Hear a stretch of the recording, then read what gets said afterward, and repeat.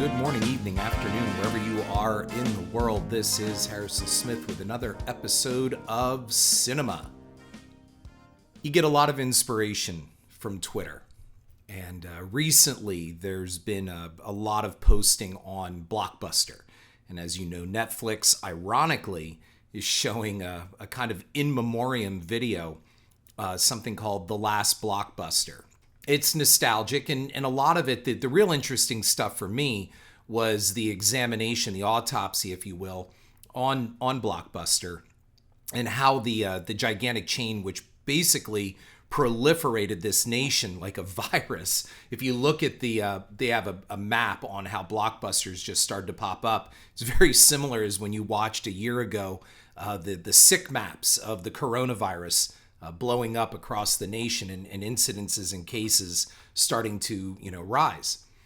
So anyway, the movie itself devolves into a lot of I remember when and the nostalgia for walking into a Blockbuster and the smell of a Blockbuster and all of those things that come with nostalgia. And they did dispel, maybe it's not so much an irony, they did dispel the fact that it wasn't really Netflix that killed Blockbuster. And that there was, the irony really is that there was a moment where Blockbuster could have bought Netflix. And so I guess right there is that nexus of irony that a lot of people focus on.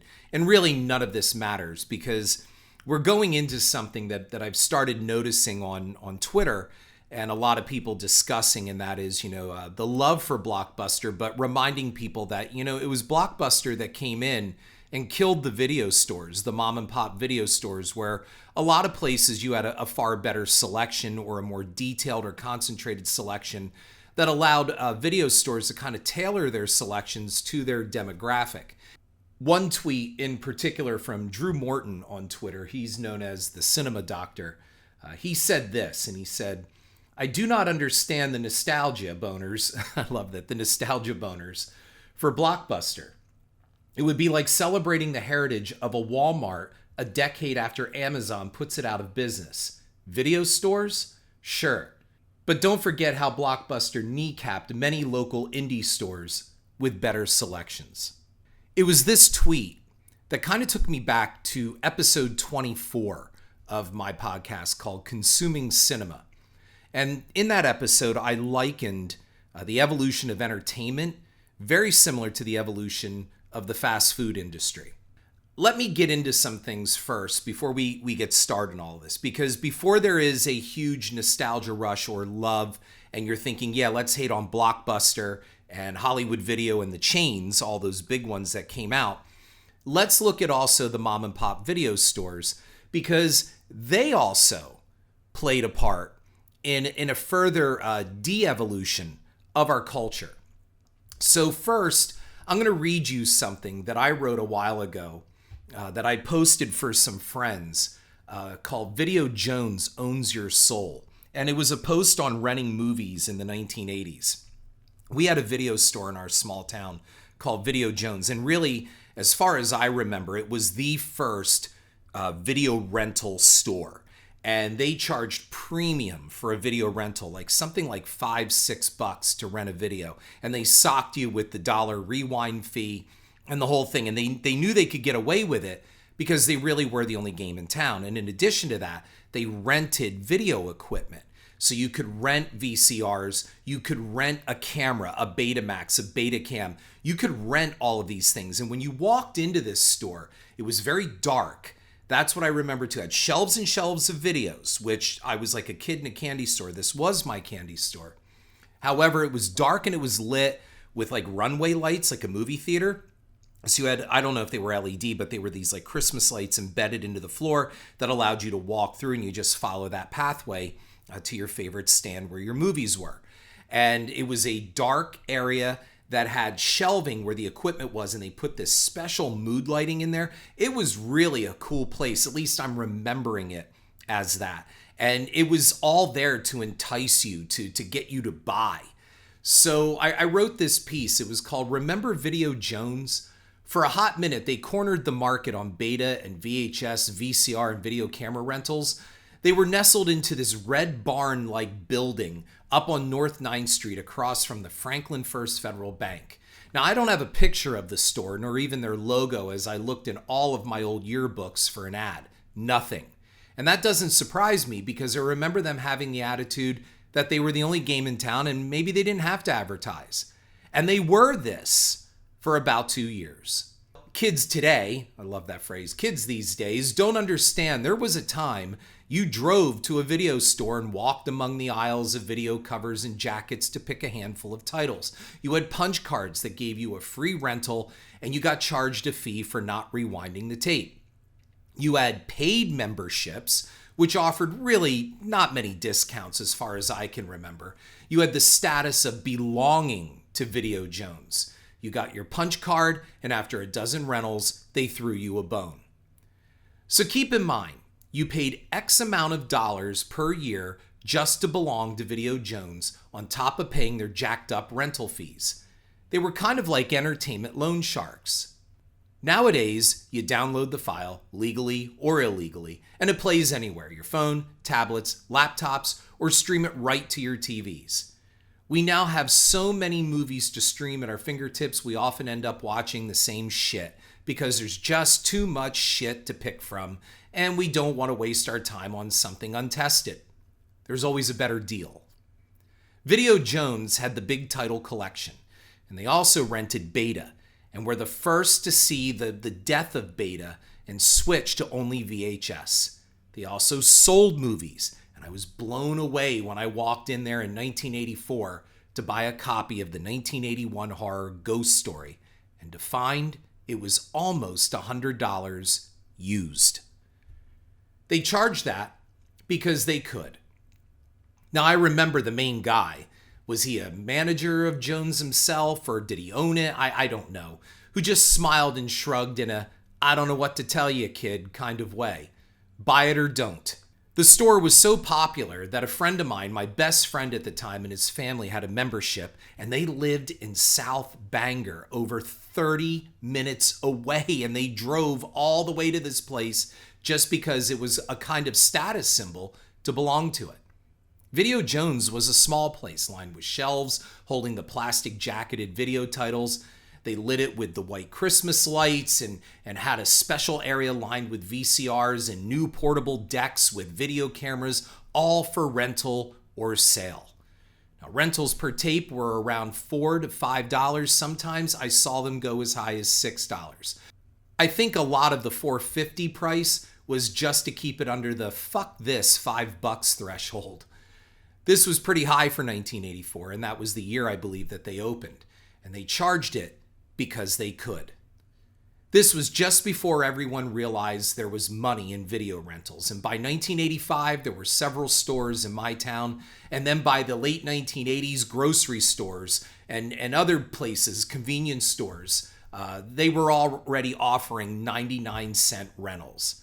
And Video Jones simply went away. I don't remember them being in business by the time I came home from living in California.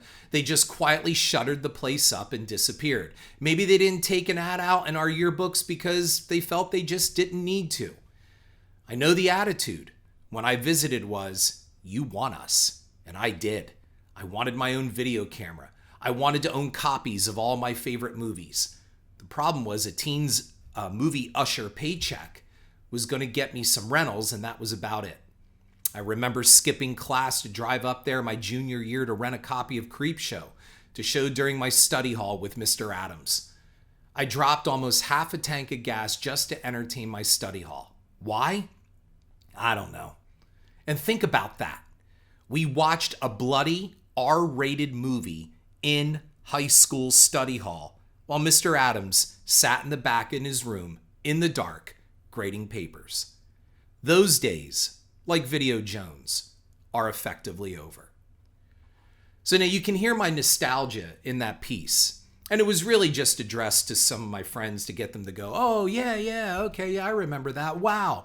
And that's what the last Blockbuster focused on. There was this nostalgia and this love for feeling a tape in your hand, of picking something off the shelf, walking through the store with a stack of videos and knowing you were going to go out. It was like a ritual almost on Friday night for families, and even date night for couples to go out and pick a movie. Somebody picked theirs and you picked yours. And that's all great to remember. Look, nostalgia comes in like 20-year cycles. When I was growing up in the 70s, everybody was waxing nostalgic for the 1950s. And that's why on TV it was Happy Days and Laverne and Shirley and all these 50s themed kind of shows. And in the movies, it was more American Graffiti and Grease. And again, all 50s stuff. You can name all these 50s films that were shot in the mid to late 70s through the early 80s.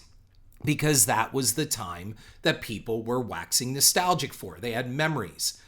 But really, were they really good old days? And as a teacher, I used to teach that as well, that what we think are good old days, I mean, they really weren't. I mean, it's proven medically and scientifically that the human brain will try to suppress bad memories. And eventually, as we get older, it's why we remember only the good things. Look, I'm an 80s kid. I was a teenager in the 80s. And from 1981 through 85, I lived a John Hughes life. There is no doubt about it. And yet, when you look back, was it really all that great? We had terrorism. We had AIDS. Okay, we saw poverty grow faster than in this country than since the close of World War II. It was crazy when you start looking at things. I mean, John Belushi died of an overdose, and there was just so much. We had a drug problem, and crack rose up, and the inner cities were still rotting. And what was so great? Especially, like I said, we had AIDS, but we forget all of that. We sit back and we think, well, it was, the height of Hollywood's golden era in 1984. We had Gremlins and Ghostbusters in 85. We had Back to the Future. We had Weird Science. We had John Hughes. We had Breakfast Club. We had Fast Times at Ridgemont High. We had all these great things. And we forget about the really darker, bad stuff. I mean, when your grandparents, for those of you who are old enough and remember your grandparents, oh, the 1930s, that's when things were better. Really? Fucking polio? Or World War II, the rise of fascism throughout the world, things were better. No real medical treatments for anything. You got cancer, it was an instant death sentence. You got, tuberculosis, it was an instant death sentence. I mean, penicillin and antibiotics were just starting out, and there really was no cancer therapy at the time. So what was so great about the Great Depression? People were out of work. Living on the streets, moving from state to state just to do odd jobs or work in fields. I mean, the Grapes of Wrath and all that. I wouldn't say that the Grapes of Wrath is an ode to the 1930s and the Depression era. So we become very, very idealistic and myopic in what we believe or construe as nostalgia. Before we get all nostalgic for mom and pop video stores, maybe we should look at things as maybe they were part of the problem. And I would just hear me out on this. Look, I am all for, I want to make this very clear, I am all for retaining and making sure we preserve physical media, hard media, DVDs, even VHS and tapes. Movies should never disappear totally into the digital void. And there are a number of reasons I've specified about this. The biggest one for me is the ability to eventually alter them, and we have no permanent record of what they were originally conceived as. So you can go back in, you can edit, you can re-edit them, you can change things, you can do all of these things that a generation from now or 2 generations from now would never know. Imagine going back and censoring Blazing Saddles or changing aspects of Gone with the Wind. Look, you have every right to not like content and not like even the context in which the movie was made in its history and in its era. But there is no right out there to systematically change things. And we can go into that censorship debate forever. But imagine 2 generations from now, an audience watching Jaws with a complete CGI realistic looking shark.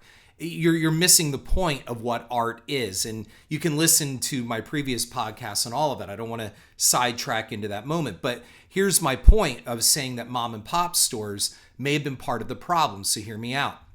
If you start taking our pop culture and likening it to the fast food industry, here we go.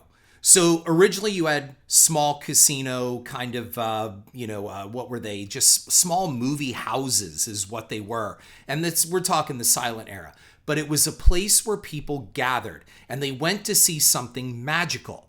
Okay, the movies were a brand new thing, and we're talking even before sound, but people became enraptured with them. And suddenly a star is truly born, where these faces start becoming familiar to large groups of people. And we start becoming stitched together as a nation, as a people, as a culture, through the faces of Sarah Bernhardt and Lon Chaney, and eventually Charlie Chaplin and Buster Keaton and Harold Lloyd. The list goes on and on and on.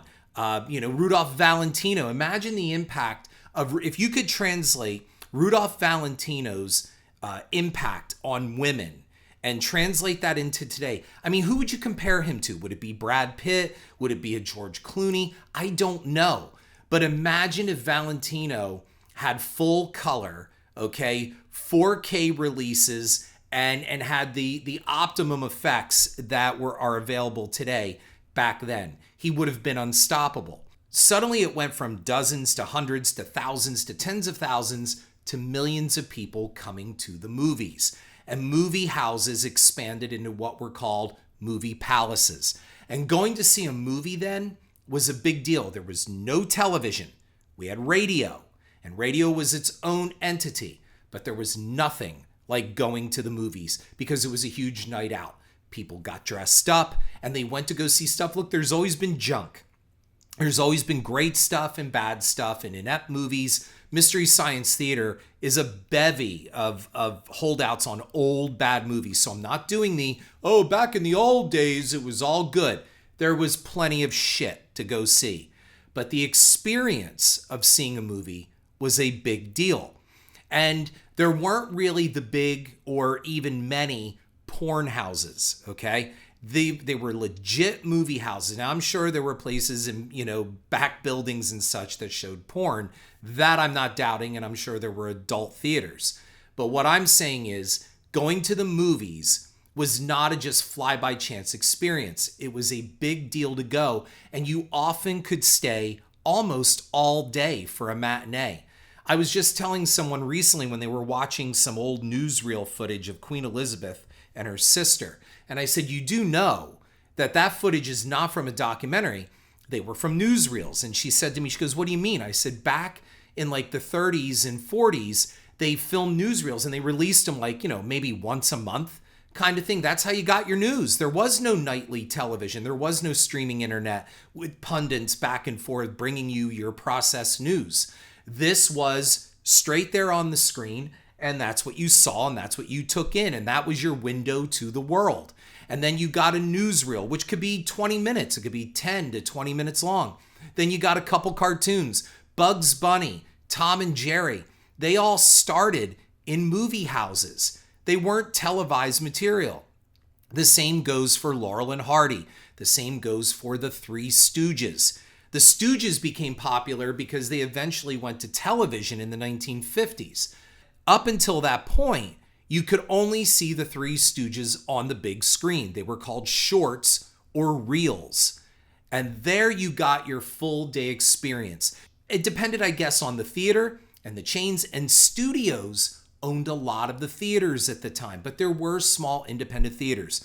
My point is, compare the original movie houses or palaces to restaurants. Restaurants are where you go to get good food.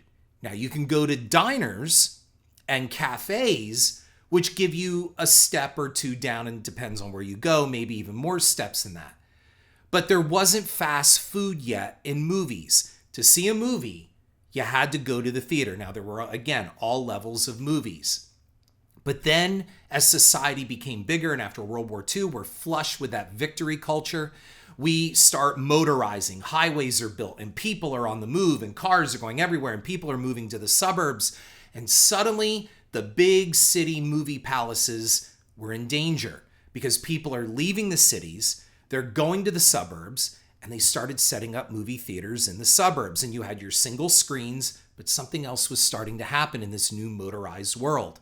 So you're going from big, expensive restaurants to cafes and diners, okay? And now you're moving toward the drive-in fast food experience.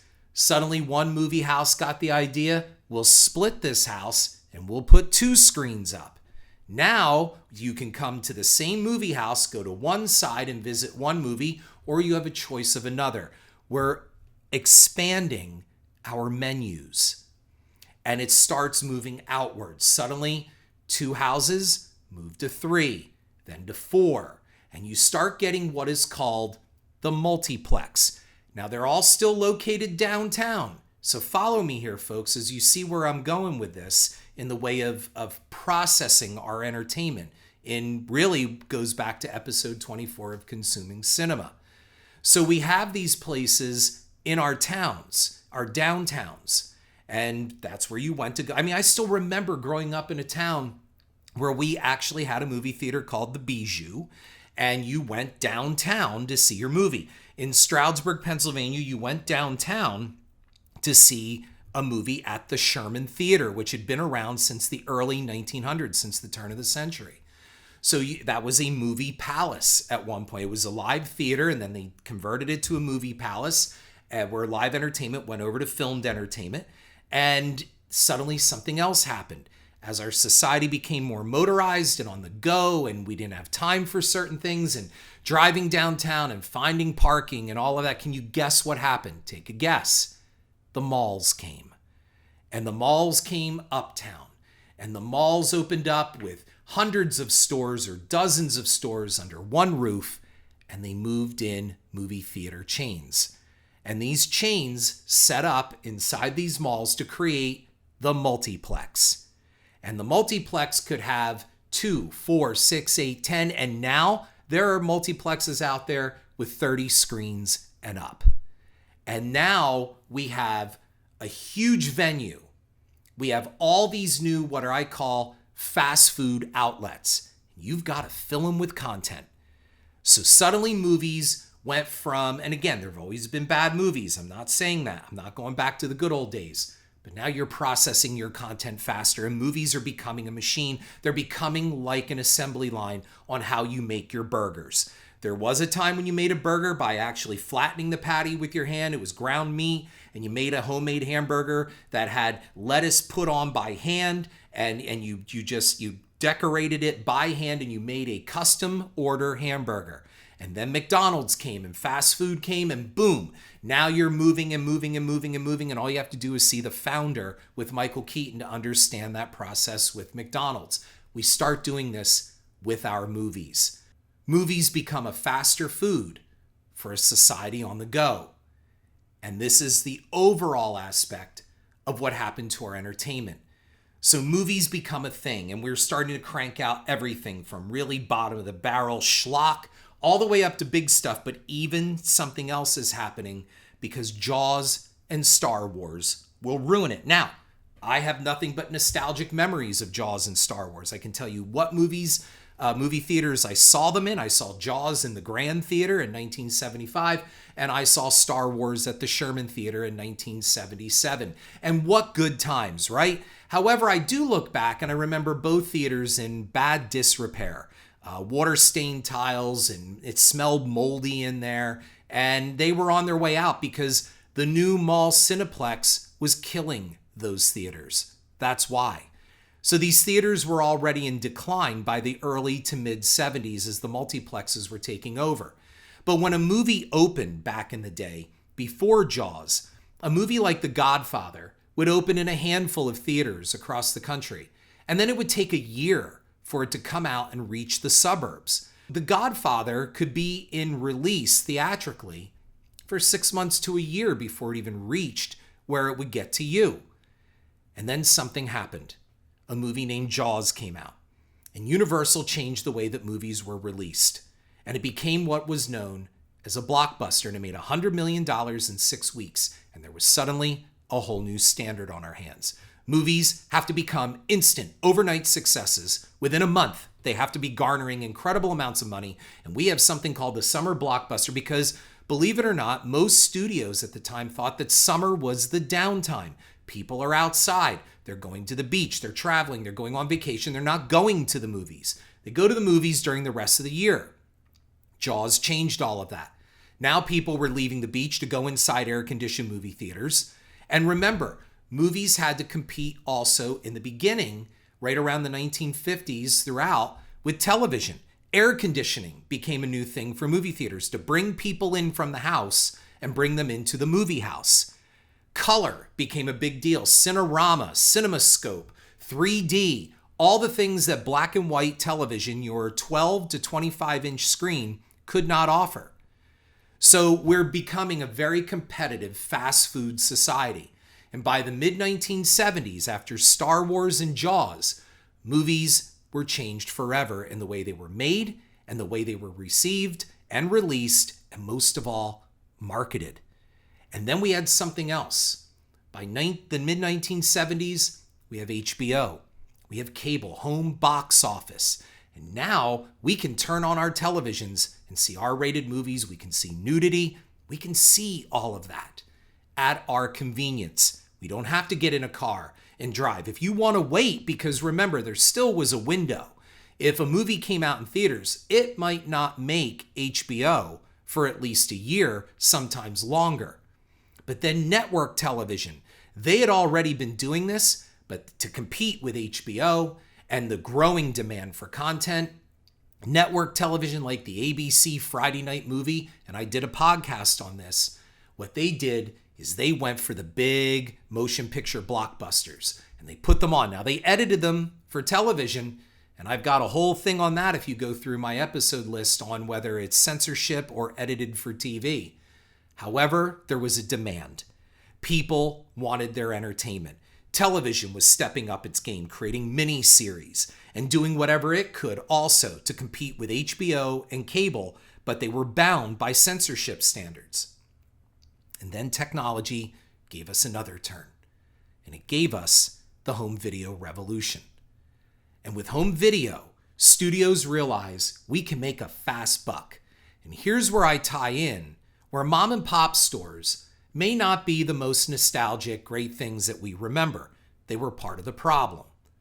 Because studios were dumping incredibly huge titles with shitty transfers, pan and scan, which is where they basically, they blow the frame up and they actually track the frame to keep the main subject in the center for you to watch. But you're literally missing at least a third of the movie. It's cut off. When you see a letterbox, that's where letterbox technology came from, giving you the whole movie. Go back, and for example, I remember one of the first examples of realizing what I was missing was Ghostbusters. When the original Ghostbusters came out on VHS tape from Columbia, it was pan and scanned, and it was all cropped and cut, pushed together. When I saw a letterbox version where they compared in a magazine, I saw the pan and scan VHS versus the letterbox. I'm literally missing a third, maybe even 2/3 of the film. And we have VHS and we have beta, and we have stores that open up that allow us to come in, just like I read earlier. The first one in our town was Video Jones, and it was a huge deal, and you paid premium money for these rentals. Now, I'm not just talking out my ass, because I worked at a video store called Main Street Video. Guess where? On Main Street, Stroudsburg. And I was there when we still had beta and VHS. And I got to tell you, it was fun. I was that employee that not only knew my technology and could help sell VCRs, but I knew my movies. And while there always was the new shelf, people would come in, what's new? Even if the movie was 20 years old, they didn't care. It's new. They had to rent it. And we also had that room in the back of our video store where I remember there was one client, one patron, and he was an old man, and he constantly rented a porn film called Teenage Fantasies, and he never seemed to bring it back. Or when he did bring it back, he rented it right back out again. He got a lot of mileage out of this tape. I don't even want to know what his Friday or Saturday nights were like, but he loved that video, and I swear he wore that thing out. So you had that. That's not really such a great memory. I mean, some of the clientele that came in that were taking these videos out of that back room, I don't know, man. That sketchy is just the beginning of words I would use to describe them, but you could argue that I'm just being nothing but judgmental. But I was 16. What did I know? However, I was recommending movies, and I'd walk out from behind the counter and I'd walk through the aisles, and somebody would take something and be like, what do you think of this? I'd be like, I don't know. Did you see the first one of this? Or I'd talk about the series, and they would start asking for me by name. I was that Blockbuster guy before there was a Blockbuster. And we were just this small little video store right next to an ice cream shop, an old-fashioned, old-timey ice cream shop called Sweet Creams on Main Street. And there was a pizza parlor not far down the road, and there was a KFC, which was still known as Kentucky Fried Chicken, right across the street. And up the road, there was a shoe repair shop, and we still had the Sherman Theater, and we had a tuxedo shop and a place called Flowerland, and we had Routson's, and we had Wyckoff's, 2 stores that had been in the town for almost 100 years. This was the kind of town I lived in. And yeah, there's a lot of nostalgia there. I started looking at things a little differently when I read the Cynema doctor's tweet, because really this mom and pop store I was working for, they were part of the problem. We're providing the outlet for dumping these really badly produced VHS and beta tapes to the public just so they can consume it. And people were coming in and they were buying expensive 4-head VCRs with, stereo track and all that. And some of these videos, they didn't play that. You weren't getting a true surround, and you weren't really getting a video experience, because the most advanced television that I remember while I was selling there was something called the 25-inch. I think it was 25-inch. It may have been bigger. That we had bigger tube TVs, but they were still tube TVs. But it was the Sony XBR, which had these like really cheesy looking speakers on the side of it. We were pushing bad product. And out of this, I really do believe that there are some movies that were never, ever meant to be released onto home video, that they should be held and released every so many years in theaters for that theater-going experience. Look, watching Superman 2, even that lousy Richard Lester cut, I saw that in theaters where people went nuts. The standing ovations. Jaws is the movie that made me want to make movies, because it's the first movie I ever saw in a theater, and I was a boy, but it was the first one where people gave it a standing ovation at the end. When people cheer and they laugh and they're crying all in this same gigantic movie house, that's an experience you do not get on home video. So then you have these mom and pop stores. And I worked at one, like I said, for a while. I was even able to bring home VCR machines and take them to parties. I was the movie guy. Like, I'd come armed with like the latest movie that came out. People were like, how do you get that? And it's like, well, I work at the movie rental place. I did work at the movie theater too, and I used to let my friends in there. But to bring that cassette and pop that in on somebody's TV, well, you were the master of ceremonies, my friend. And that's a great nostalgic experience. But underneath it all, we're contributing to a far greater problem. And then the convenience stores and the grocery stores, well, they started renting videos too. And suddenly they weren't renting at premium dollar.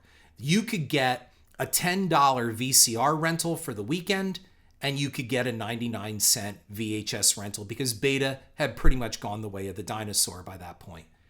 Now everybody had a video rental place. You could go in the grocery store and they had the revolving turret tower, and you could turn them around, and they had the empty cases. You pick the case, you take it up. They had a video rental desk, and they put the tape in the case and you walked out. And nobody had memberships anymore. You want a movie? It's 99 cents. Everybody, it's egalitarian. But our movies became more of consumer product. Our movies were no longer treated as venerated cultural events, and we're now treating them as Big Macs and McNuggets, filet of fishes, Whoppers, whatever you want to call it. We now had officially fast food, and that was our entertainment. So once these guys came in, and that the problem with all of these were you had limited selections. And yeah, you can argue, oh, the hometown mom and pop stores, they have better selections. Maybe for you. But the catch was, if I want to see Aliens when it came out on VHS, and the mom and pop store only has 3 copies because they cost $100 a piece, and the Netflix Blockbuster movie really goes into that. That's what I found really interesting. And, you go into these stores and it's like, well, all 3 copies were rented out, or they used to reserve the copies.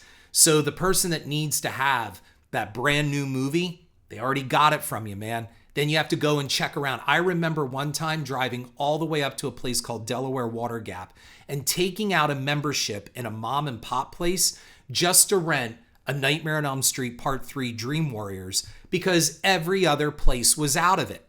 And that included the grocery stores and even the gas stations. And the gas stations, they wanted credit cards to hold it because they knew you may come in and never come back with their movie.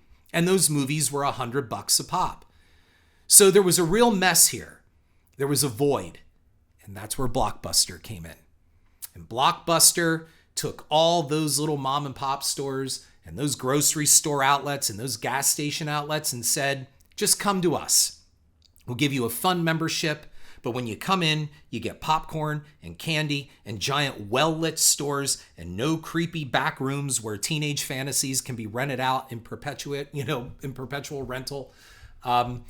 It's safe, it's fun, and they made it an experience. So the mom and pop stores are now driven out. But the mom and pop stores also help destroy the local movie theater palaces, as the Cineplexes did up in the mall. So as you see, it's kind of like that big fish eating the smaller fish, and that big fish is eating the yet smaller fish, that food chain picture you ever see of the gigantic fish on top of the other one, all the way down to the tiny little guppy. And that's what was happening. And that's the reality of it, without the nostalgia factor. Blockbuster just came in, and as the cinema doctor said, kneecapped all those other smaller places. It organized, it consolidated. That's what it did. Picture all these small little restaurants all over the place, and then build a skyscraper and put them all in there.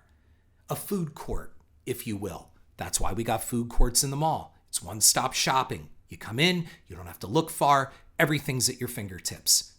And that's a problem when we start treating our food that way. No wonder, as a society, a nation, and a global species, we're sick, and we're sick all the time. Look at what we eat. And then we get angry at all of our movies. So they're good, they're shit, they're cinema, they're process, they're theme park rides. We're angry because we are consuming garbage. Not all of it.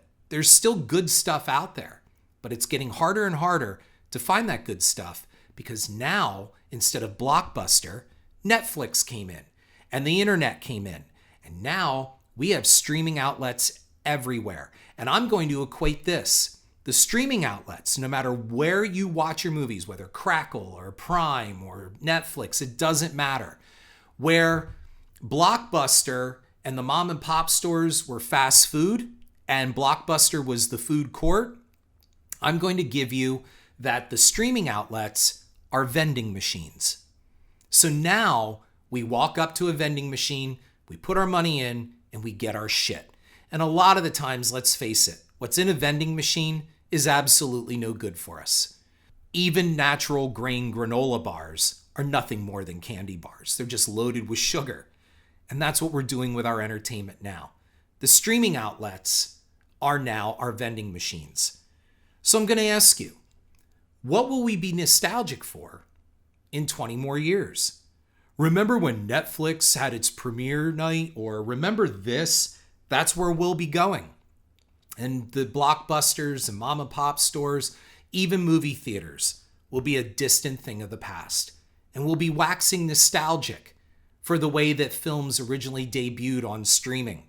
Just like we get nostalgic for MTV with a world premiere video on a network now that doesn't even show music videos. What will we be nostalgic for in 20 years from now? What really is there left to be nostalgic for? Movies need to make a comeback. And what I mean by that, they need to make a comeback in the way that they're seen and that they are consumed and processed. We need to make sure that physical media never disappears. And not just for the experience of going to a Blockbuster and the fun of renting it and the smell of a store, but for the fact that movies are an experience that should challenge us, make us dream, wonder, cry, and laugh, and not just be consumed like a Big Mac. We should savor our entertainment. And we do need to see a return to movie palaces. Will it happen?